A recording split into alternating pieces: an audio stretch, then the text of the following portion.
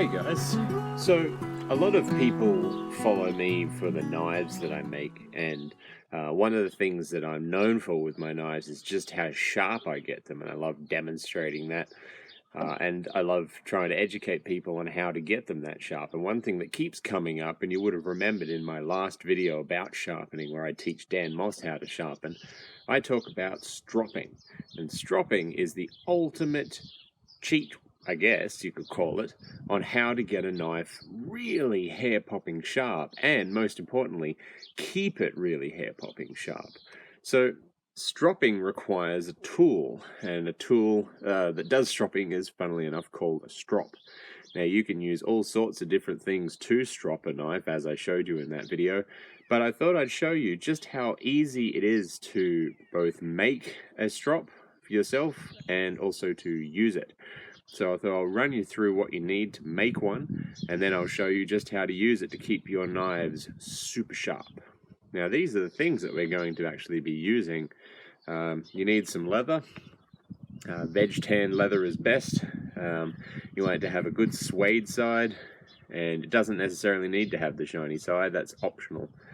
You need some softwood, and I mean soft wood, not necessarily softwood. However, if you get something like pine or fir or cypress, it's generally going to be pretty much soft enough. This is a bit of pine and it'll work just fine. You also need something that is grippy that you can put on the bottom of it. I've got these little gripping pads, they'll work just fine. I've got some polishing compound. This is not your average hardware store Josco nonsense. This is some proper stuff. Polishing compound is one of those things that the more you're willing to spend, the better the results you'll get. So get the best polishing compound you can. And we're going to need some good all-purpose glue. Something that will work well on both leather and wood, especially for attaching the two together. If you are struggling to find something, or you're not much of a glue nerd when it comes to that sort of thing, use construction adhesive like liquid nails. It'll work just fine. Anyway, let's go over how to assemble this thing. So the first thing you're going to need to do is work out the size that you'll be able to make it based on the leather that you've got. If you've got a whole side of leather, you can make it whatever size you want, but you want to make it a decent size. Really, the one that I use personally is probably about 1 foot long and about 7 inches wide.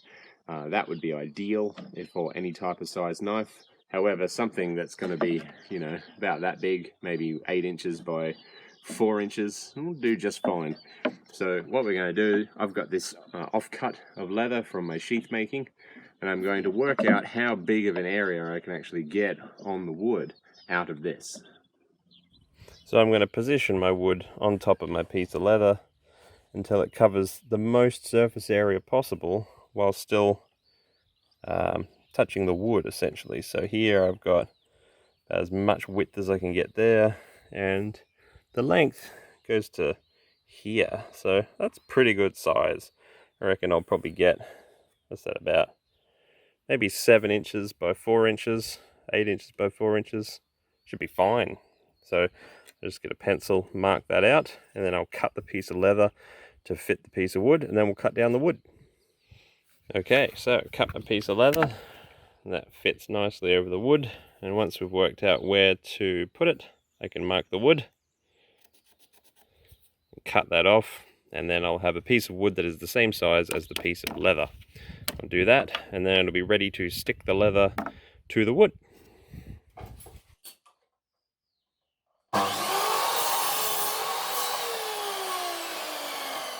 Okay, so we've got our piece of wood and our piece of leather, and they both fit on each other very nicely. So we need to glue this down, and a good way to do that, obviously, spread your glue nice and even on both sides, stick it down. But what I'm going to do to ensure a nice flush fit, because we really don't want any sort of lumps on this, you want it to be nice and flush. I'm going to take a scrap piece of wood, I'm going to place it over the top and use clamps to hold it down while the glue dries, and that will ensure a nice flat flush fit. So I'll do this, and then when we're done, when the glue's dry, I'll see you again. Now, since we're using a liberal amount of glue here, we really want to, come on, focus. Doesn't like the focus, come on. There we go. Since we're using a liberal amount of glue, you want to actually wipe up any spills that you get. Because for this to be a nice functional piece, you want it to have clean sides. Oh, that nasty spill out. And then the clean sides will help later, and I'll explain why. One thing that is worth noting with this is when you glue it down, make sure the suede side of the lever, that is the fluffy side, not the slick side, but the fluffy side, is pointed up. You want the shiny, tanned side of the leather to be stuck to the wood. So we don't want to see that. We don't want anything to do with the shiny side. We just want the rough, fluffy side. Once the glue is tacky enough, you can actually take the clamp off and take a look at it. See how flat that surface is? That's what you want to see. Now there's going to be some spillage around the sides. We'll clean that up later, that's fine. The important thing that you want to take note of is that there's no glue on this surface. You want this to be as clean as possible.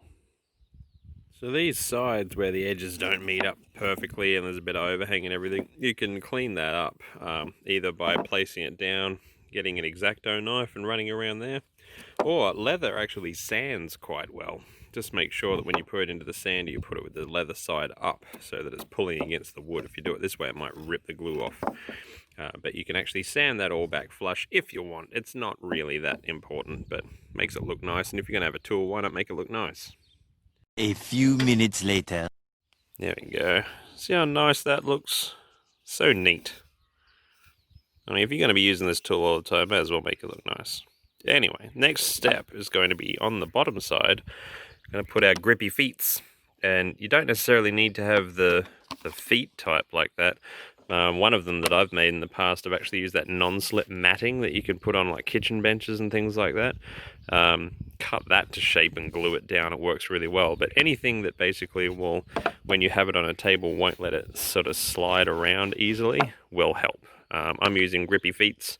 They're cheap, they're plentiful, they're available. It'll do the job. But basically you want to adhere your grip solution to the underside in a nice even way so that it won't rock or rattle or anything like that. You want it to be a nice solid fit. Just to interject, I've been filming this video throughout the course of the afternoon, and I finished it, I got it all done, and you'll see the rest of it in a second. Then I got a notification that I had a parcel waiting for me at the post office, and I went down there and it was an order of steel from Creative Man, who I'm a big fan of, as anybody who listens to the ForgeCast knows. But in there was a special present that Björn at Creative Man sent me. It was a strop and some stropping compounds. Proof that great minds think alike. Anyway, that being said, I love Creative Man. They're awesome blokes. Small run business, and I love supporting small businesses just like you guys support me. So if you like this video and you want a strop of your own but you can't be asked making it and following these instructions, Creative Man do sell them, and they're pretty cool. Anyway, back to the video. There we go. Grippy feets all over the place. So now when you put it down a surface, it does not want to move. Friction stops it, and that's the important thing. So the next thing we're going to do is we're going to take our polishing compound and we're going to vigorously rub it into this surface and really get it in there, like work it into the fibers and get a nice even coating of it across the entire thing. So we're really going to get our crayon on and get it all over there. And that is how you want it to look. Covered in it. Absolutely covered, but still smooth. You don't want any lumps on there. You want it to be rubbed into the fibers so much that if you run your finger over it, nothing comes off. It's worked in there properly. So now, I'll show you how to use it. Okay, so using a strop block is pretty damn easy. You'll wonder why you never actually got into this before. So I'm going to be sharpening my, or not sharpening, I'm going to be stropping my pocket knife. Now, as I've talked about in the theory section of my last video with Dan Moss, there's really 3 steps to getting a knife sharp. And if you look at the edge, the most important thing is getting that apex right. If the knife is apexed, which means that there's no blunt spots at the peak, there's no chips, it basically both sides go to a point. If it's apexed, that means it's sharp. It's sharp for practical purposes. And you can do that with as low as a 240 grit whetstone or oil stone. That will work just fine.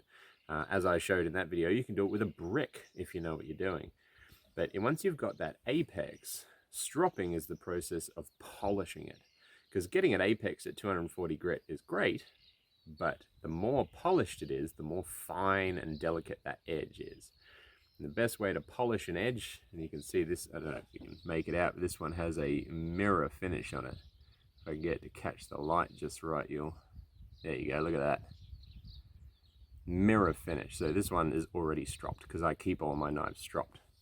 But so long as there's no chips in the edge and there's no flat spots, if you get flat spots on the top, and if you look down the blade, you should be able to see them. They'll catch the light.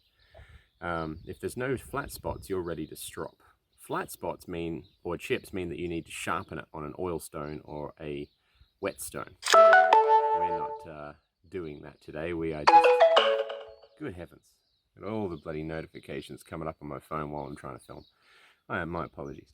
So this knife has no chips, and it has no flat spots, which means it is ready to strop.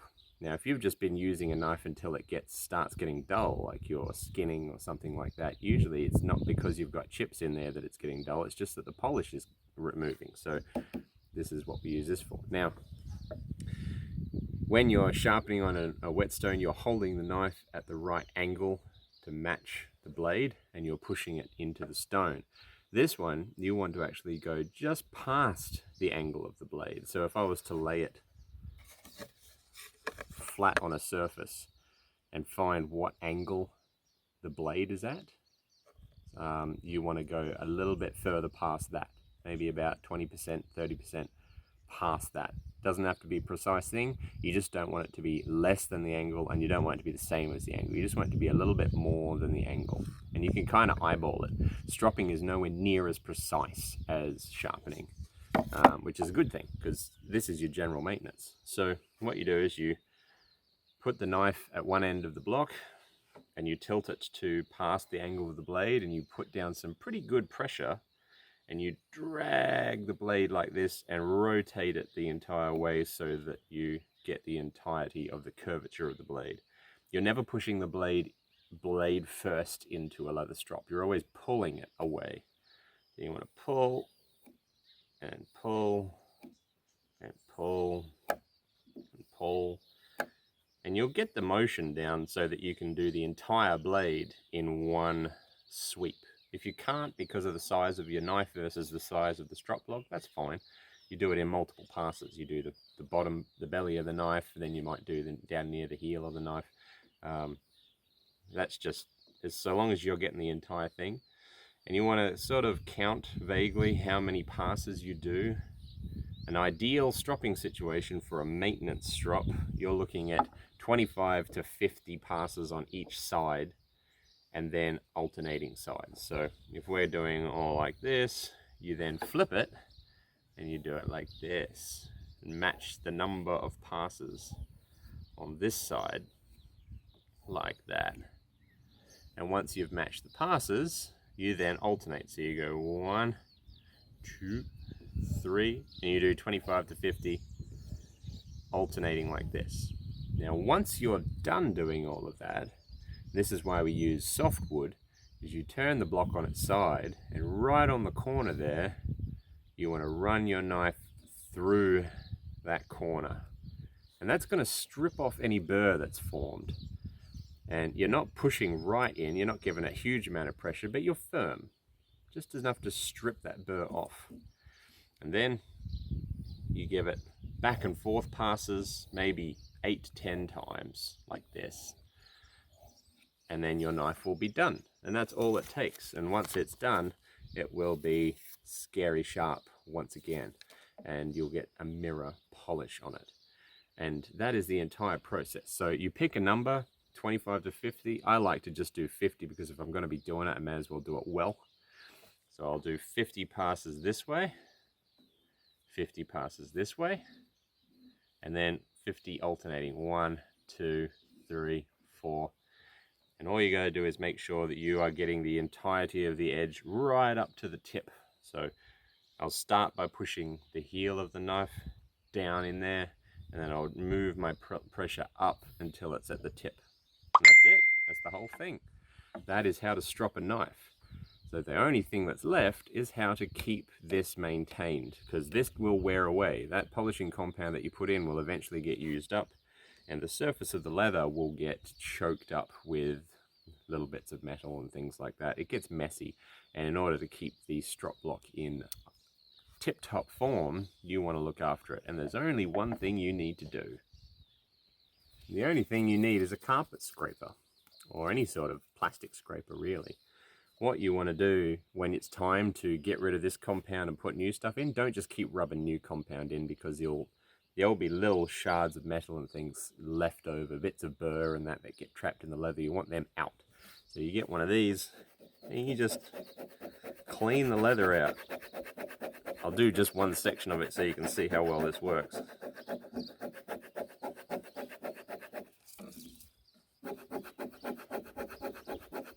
Change your angles. And you can see how much you can actually lift out just with one of these little jobbies. And once you've done the entirety of the thing, you take your polishing compound and you rub it back in.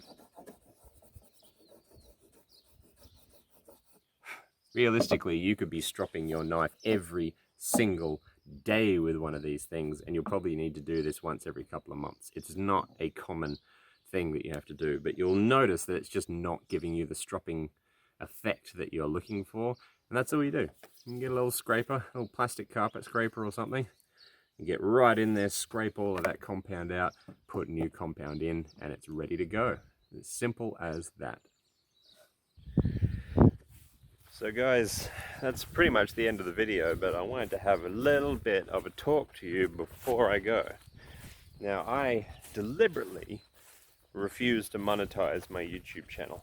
I have the option. I've got enough subscribers now, but I don't want ads to pop up. I don't want you guys to have any part of the video that makes you groan and say, oh fuck, skip that. And so I try and avoid promoting my own stuff on here. I never do ads, never will do ads, because for me it's all about the education. I really want to offer free education on this craft and try and make it entertaining. Ever since I learned about the term edutainment, that's basically what I've been going for. So what I have been struck by is how many of you, just how many of you, seem to appreciate that. And so you've bought merch from my Redbubble store. A huge amount of you have been supporting me on Patreon, even if it's just for $1 a month. It all helps.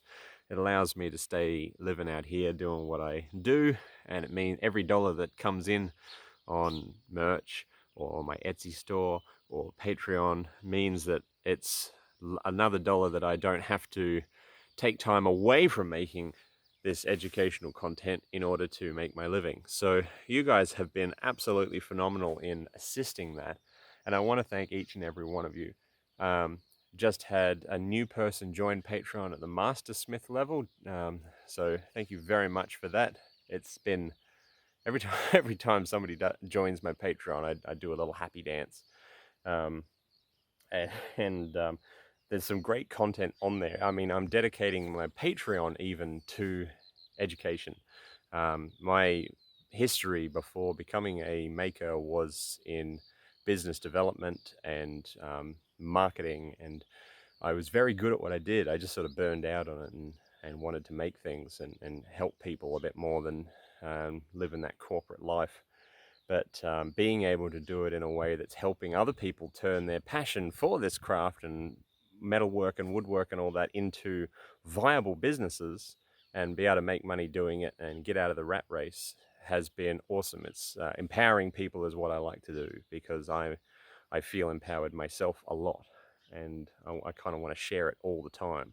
So Patreon is how I've been able to do that and sort of translate me wanting to help people into helping make a living for myself. So huge, massive thank you to everybody who has jumped onto my Patreon or bought something off my Etsy store or bought merch from Redbubble or bought me a coffee even, that's still going. Sometimes people do. Or even just, sent words of encouragement. It's really, really nice. I try and give as much of myself as I'm able to help everybody out there. And my view is that human knowledge belongs to the world, and I want to do my part to make that happen. So thank you, huge thank you.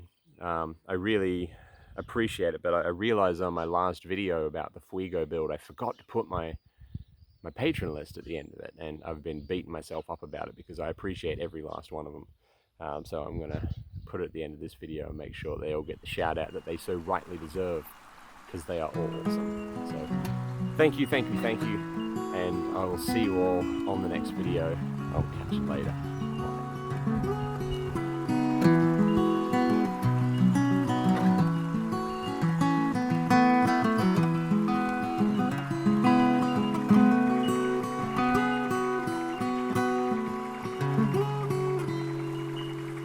There's 2 coffees and a cigarette, a thunderstorm to keep you warm, beating heart of this old ruin of town around, oh town around. There's a magpie on the ivory wall, and cherry blossoms roam the ground, and the colors of a dizzy spell. Where all your voices sound, where all your voices sound.